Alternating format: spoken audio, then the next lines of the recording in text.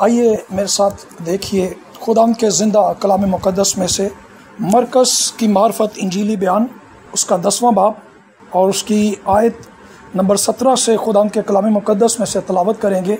मरकस की मार्फत इंजीली बयान उसका 10वां बाब उसकी आयत नंबर 17 से कलाम में यूँ लिखा है, और जब वो बाहर निकलकर राह में जा रहा था तो एक शख्स दौड़ता हुआ उसके पास आया और उसके आगे घुटने टेक कर उससे पूछने लगा, ऐ नेक उस्ताद, मैं क्या करूं कि हमेशा की जिंदगी का वारिस बनूं? यसु ने उससे कहा, तू क्यों मुझे नेक कहता है? कोई नेक नहीं मगर एक यानी खुदा। तू हुक्मों को तो जानता है, खून ना कर, जिना ना कर, चोरी ना कर, झूठी गवाही ना दे, फरेब देकर नुकसान ना कर, अपने बाप की और माँ की इज्जत कर। उसने उससे कहा, ए उस्ताद, मैंने लड़कपन से इन सब बातों पर अमल किया है। यसु ने उस पर नजर की और उसे उस पर प्यार आया और उससे कहा कि एक बात की तुझ में कमी है, जा जो कुछ तेरा है बेच कर गरीबों को दे, तुझे आसमान पर खजाना मिलेगा, और आकर मेरे पीछे हो ले। इस बात से उसके चेहरे पर उदासी छा गई और वो गमगीन होकर चला गया क्योंकि बड़ा मालदार था। आमीन। एक वाकया जो कलाम मुक़द्दस में से हमने पढ़ा, ये बड़ा आम और मशहूर वाकया है कि एक मालदार शख्स खुदावंद यसु मसीह के पास आया है और कलाम में लिखा है कि वो दौड़ता हुआ आया और खुदावंद के आगे उसने घुटने टेक दिए। खुदावंद के आगे घुटने टेकने का मतलब उसको पता है कि ये एक आम हस्ती नहीं है, ये कोई आम पर्सनैलिटी नहीं है, ये कोई खास पर्सनैलिटी है जिसके सामने वो घुटने टेक कर उससे ये पूछ रहा है और उससे दरख्वास्त की कि ए नेक उस्ताद, मैं क्या करूं कि हमेशा की जिंदगी पाऊं। ये दौर जिसमें हम रह रहे हैं, इस दौर में कोरोना की वजह से आज लोग परेशान हैं, खौफजदा हैं कि जर्म्स लगने से हमारी डेथ हो सकती है। ये सच है, ये झूठ नहीं है। और ये कहता है कि मैं क्या करूं इस दौर में जिसमें हम रह रहे हैं। इस दौर में क्रिश्चियंस और मुस्लिम्स दुनिया में एक बड़ी तादाद में लोग हैं। इन दोनों का अकीदा ये है कि अदालत होगी, आखिरत होगी और उसमें हिसाब किताब होगा। उसमें लोग हमेशा की जिंदगी के लिए अलग किए जाएंगे और उसमें लोग मौत के लिए, हलाकत के लिए अलग किए जाएंगे, सजा के लिए। इस शख्स की जिंदगी में ये खलिश है, इस शख्स की जिंदगी के अंदर ये खला है, ये ख्वाहिश है कि मैं हमेशा की जिंदगी पाऊं। क्रिश्चियंस और मुस्लिम ये जानते हैं कि अदालत होगी, लेकिन तो भी वो अपनी जिंदगी उस तौर से नहीं गुजार रहे। ना क्रिश्चियंस ना मुस्लिम्स अपने अकीदे के मुताबिक, उनको पता है कि हमारी अदालत होगी, उनके अकीदे के मुताबिक जो वो कहते हैं, लेकिन तो भी वो उस तरह से जिंदगी नहीं गुजार रहे। और क्रिश्चियंस भी जो दुनिया में सबसे ज्यादा हैं, उस तरह से जिंदगी नहीं गुजार रहे। लेकिन दोनों को पता है कि अदालत होगी और आखिरत में क्या होगा कि हमेशा की जिंदगी के लिए लोग अलग होंगे और मौत के लिए अलग होंगे। ये शख्स भी जानता है कि मैं जो कुछ कर रहा हूं, इसके करने के बावजूद उसके दिल के अंदर तसल्ली नहीं है। इसका मतलब क्या है कि जो कुछ वो कर रहा है, खुदावंद ने उससे कहा कि तू हुक्मों पर अमल कर। वो खुदावंद से पूछता है कि मैं क्या करूं। इतना कुछ करने के बाद भी उसके दिल के अंदर ये खला मौजूद है। खुदावंद ने जो उसको बातें बताई, चोरी ना कर, खून ना कर, जुल्म ना कर, झूठी गवाही ना दे, फरेब ना दे, अपने बाप की और माँ की इज्जत कर। उसने कहा मैंने तो बचपन से ये काम किए हैं।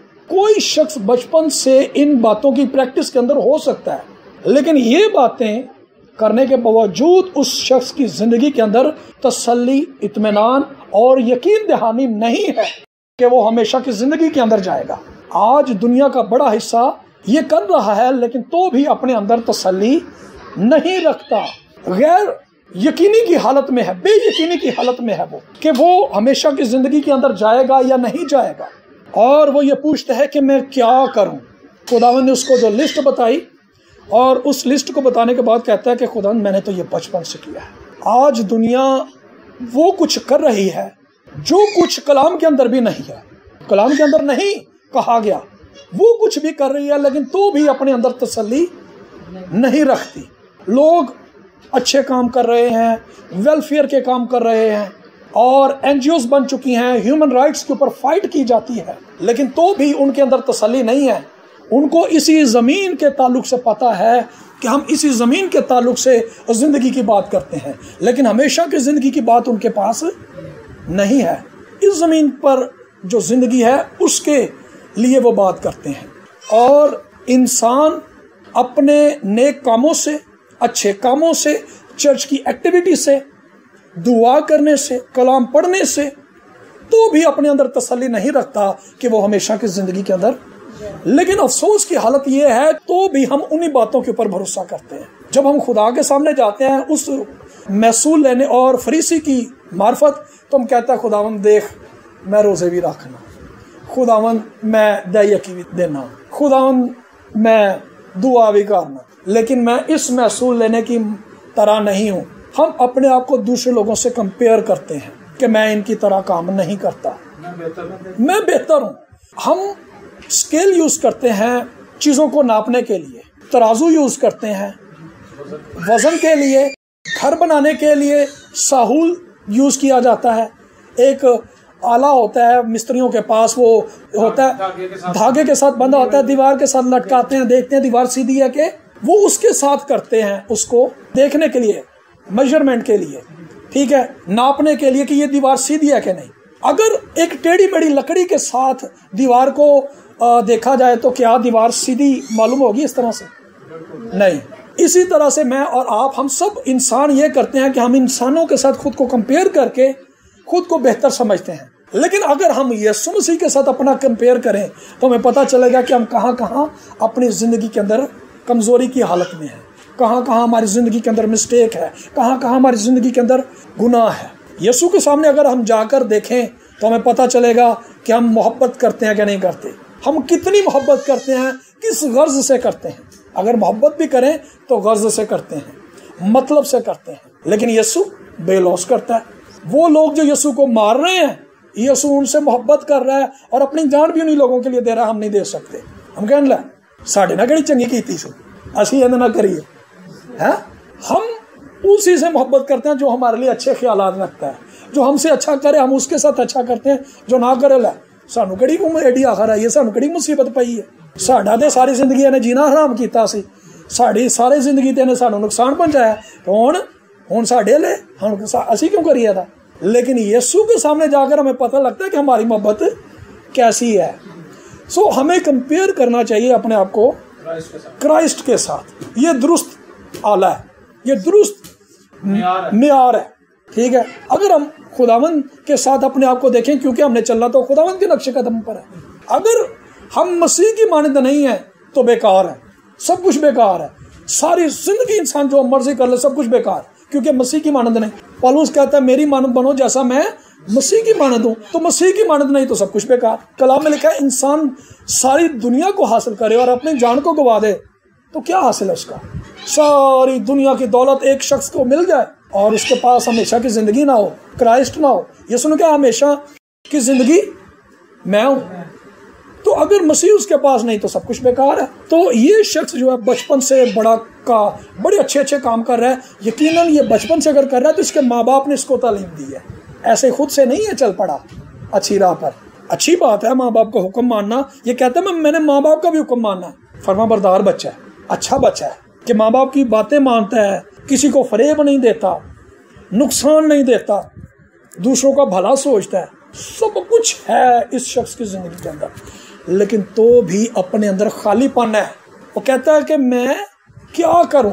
उसको ये एहसास है कि कुछ करने से हमेशा की जिंदगी के अंदर दाखिल होगा। मसीह ने कहा अच्छा तू सही जगह पे पहुंचे, जा फिर अपना माल गरीबां नूं दे दे ते मेरे पीछे आ जा। सवाल तो उसका दुरुस्त है और मसीह ने भी उसको दुरुस्त राह दिखाई कि वो चीज़, वो रुकावट तेरी जिंदगी के अंदर जिसके सबब से तू हमेशा की जिंदगी के अंदर दाखिल नहीं हो पा रहा, वो ये है कि तू दुनिया को भी साथ रखना चाहता और हमेशा की जिंदगी को भी पाना चाहता है। मालो दौलत जो वो दुनियादारी है, दौलत के साथ उसकी मोहब्बत है, दौलत के साथ उसको इश्क है, दौलत ही उसका सब कुछ है, दौलत उसका खुदा भी है। वो ये नहीं जानता कि जिस दौलत के पीछे मैं चल रहा हूँ वो मेरा मालिक है, वो मेरा हक है, मैं उसका गुलाम हूँ। दौलत को वो नहीं छोड़ सकता। उसने मसीह को छोड़ दिया। जब मसीह ने उसको कहा मेरे पीछे आया, और मसीह को छड़ के दौलत के पीछे चल पाया। एदा मतलब कि मसीह नाल भी ज़्यादा वो अपनी दौलत दा गुलाम सी। सवाल उसका ठीक है, मसीह ने उसको राह दिखाई, मेरे पीछे आ। कोई शख्स जब तक मसीह के पीछे ना आए, अपना सब कुछ मसीह के लिए कुर्बान ना करे। देखें, मसीह ने जो निजात दी हमें वो फ्री है, लेकिन मसीह के पीछे आना इसके लिए कुर्बानी देनी पड़ेगी। माँ बाप की, बहन भाइयों की, रिश्तेदारों की, बीवी बच्चों की, हत्ता कि अपनी जान की भी अगर नहीं देंगे तो फारग है। वो कुर्बानी जो मसीह ने दी, एक गिफ्ट भाई साहब मुझे दें और मैं उसको ले लूं और उसके बाद भाई साहब मुझे कहें कि जी आप ये बातें करें और मैं ना मानूं, तो भाई साहब आपको कैसा लगेगा? अच्छा नहीं लगेगा, क्योंकि आपने मुझे एक फ्री गिफ्ट दिया है, मैंने उसके लिए कोई मेहनत नहीं की, आपने अपनी मोहब्बत से मुझे दिया वो गिफ्ट। मैंने डिमांड भी नहीं की और आपने अपनी मोहब्बत से मुझे दिया, लेकिन उसके बदले में आप ये चाहेंगे कि मैं अपनी मोहब्बत का इजहार आपसे करूं। तो अगर मैं अपनी मोहब्बत का इजहार आपसे ना करूं, तो फिर आपने वो जो गिफ्ट दिया है मुझे, आपकी नज़र में मेरे लिए इज्जत नहीं होगी।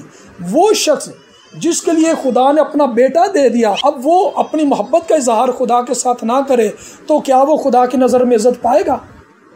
नहीं। यीशु ने कहा जो मेरी खिदमत करता मेरा बाप उसकी इज्जत करेगा। तो जिदी इज्जत बाप करे, फिर वो सारी दुनिया इज्जत करती। ऐसा ही सवाल एक और तबका था जिन्होंने मसीह से पूछा कि हम क्या करें कि खुदा का काम अंजाम दें। लोगों की ज़िंदगी के अंदर ये है कि हम कुछ करें तो खुदा का काम होगा। वो चर्च में पंखे लगवा देते हैं, चर्च बनवा देते हैं, कारपेट बिछवा देते हैं, पादरी नूं चंदा दे देंदे ने, देगां दे देंदे ने, गरीबां नूं खाना खवा देंदे ने। चलो जिन्हां दियां फीसां नहीं उन्होंने फीसां दवा। उनके दिल में है कि हम खुदा के लिए कुछ करें। खुदा के लिए कुछ करना ये है, यीशु ने कहा है कि जिसको खुदा ने भेजा उसके ऊपर ईमान लाए। ईमान लाना क्या है? अपने गुनाहों को पहचानना और इस बात की ज़रूरत का एहसास होना कि मुझे निजात दहिंदा की ज़रूरत है। कोई भी शख्स इस बात के लिए तैयार नहीं कि मैं गुनाहगार हूँ। अपने आप से मैं शायद सारी उम्र के अंदर मैं बड़ा गुनाहगार हूँ, वैसे खुदा बड़ी सुनता है तो मैं बड़ा गुनाहगार हूँ। अपनी ज़ुबान से मैं कहता रहूँगा सारी उम्र कि मैं बड़ा गुनाहगार हूँ। तो अगर पादरी शहजाद साहब मैनू कह दें तो मैं इट लैके ना सिर नूं पै जांगा, हैं कह दें तू मैनू गुनाहगार कहण डिया, मैं की कीता? मैं तेरी किहड़ी मੱਝ खोल लई है? मैं तेरा किहड़ा कर्ज देना? मैं सारी उम्र किसी ने ना चंगी कीती ना मैं मंदी कीती। साडा मसला है ना असीं चंगी करने आ ते ना असीं मंदी। तो चलो ठीक है नहीं करनी चाहिए थी, लेकिन असीं चंगी भी नहीं करते। चंगी तो करनी चाहिए, ठीक है। जो नेकी करना जानता और नहीं करता तो ये उसके लिए गुनाह है। तो गुनाह तो असीं करन डे हैं, तो फिर भी नहीं असीं मनन डे असीं गुनाहगार। हम गुनाह करके भी नहीं मानते कि हम गुनाहगार हैं। सो इंसान का इस जमीन के ऊपर सबसे बेसिक मसला ही गुनाह है। इंसान के लिए इस गुनाह के अकीदे को शैतान ने बिगाड़ दिया है। वो कहता कोई गुनाहगार नहीं है, सब अच्छे ने। इस गुनाह के अकीदे को बिगाड़ दिया उसने। आसमान में पहला गुनाह भी खुद किया और ज़मीन पर आकर उसने गुनाह के अकीदे को भी बिगाड़ दिया, ठीक है। वो कहते हैं, लोग कहते हैं बच्चे मासूम पैदा होंगे ने, नबी भी मासूम पैदा होंगे ने। नो, सेब का बीज जो है, अच्छा सेब अगर हम खाएं उसका टेस्ट अच्छा हो तो उसका बीज बाद में बच जाएगा। अगर हम ज़मीन में बो दें तो क्या वैसा टेस्ट वाला फल नहीं उगेगा? वैसा ही उगेगा। मुझे याद है एक वाकया, अमेरिका का एक बड़ा पढ़ा लिखा इंसान था, लेक्चरार था। उसने यूनिवर्सिटी में जो है ना बड़ी देर लेक्चर दिया, 2-2.5 घंटे, ये साबित करने के लिए कि यसू कोई नहीं हैगा, यसू कोई जिंदा नहीं होया, ऐसी कहानियां बनियां ने। और 2-2.5 घंटे उसने लेक्चर देने के बाद ये पूछा, हाँ जी कोई है जोड़ा दस सके कि मैं सही क्या गलत क्या? उन्हें सवाल लई, क्या कोई अगर किसी का हाथ कोई पूछना चाहता है तो अपना हाथ खड़ा करे। पीछे एक शख्स बैठा हुआ, उसने हाथ खड़ा किया और अपने बैग से एक सेब निकाला। उस लेक्चरार ने, उस प्रोफेसर ने उसको स्टेज पर आने की दावत दी। वो बैग में से सेब निकाल कर खाता हुआ जो है ना स्टेज पर चला गया। खाते खाते जब उसने वो पूरा सेब जब तक खा ना लिया, उसने प्रोफेसर साहब से पूछा, प्रोफेसर साहब तुसी 2-2.5 घंटे बड़ा अच्छा लेक्चर दिता है, तुसी यह साबित करने की कोशिश की यसू कोई नहीं है, एक कहानी है, एक ख्यालात दी एक स्टोरी है जिहड़ी इंसानां ने घड़ी है, तो यसू मुर्दियां चों भी जिंदा नहीं होया। तुसी अपने इलम नाल साबित करने की कोशिश की, चलो अपने तौर तो तुसी अच्छा किया। लेकिन मैं एक तुहाडे तो सवाल पूछना, मैं जो उठिया, मैं उथों चलदा आया, मैं एक सेब खांदा आया और मैं तुहाडे तो एक गल पूछना चाहना, ए सेब मैं जिहड़ा खादा सी, ए खट्टा सी, मिठा सी, फिक्का सी, की सी? एदा टेस्ट की सी? उन्हें कहा बेटा ए सेब तो मैं नहीं खादा, खादा तो तू दस। उन्हें कहा प्रोफैसर साहब तुसी बिल्कुल दुरुस्त जवाब दिता है, मैं सेब खादा, मैनू ए पता है ए मिठा है, ए फिक्का है, की है। चूंकि तुसी ए सेब नहीं खादा इसलिए तुहानू ए पता ही नहीं है। मैं यसू अपनी जिंदगी च कबूल करके टेस्ट लिता है कि उन्हें मेरे गुनाह माफ किए ने। मैनू पता है कि यसू मुर्दियां चो जी उठा है, मैनू पता है कि यसू हकीकी खुदा दा बेटा है, मैनू पता है कि यसू मुजस्सम कलाम है, मैनू पता है कि यसू जमीन ते आया, उन्हें मार खादी, कोड़े खादे, उहदे सिर ते कंडियां दा ताज पवाया गया क्योंकि मैं उन्होंने टेस्ट किया है। चूंकि तुसी उन्होंने टेस्ट नहीं किया होया इसलिए तुहानू नहीं पता कि यसू कौन है, तुहानू नहीं पता।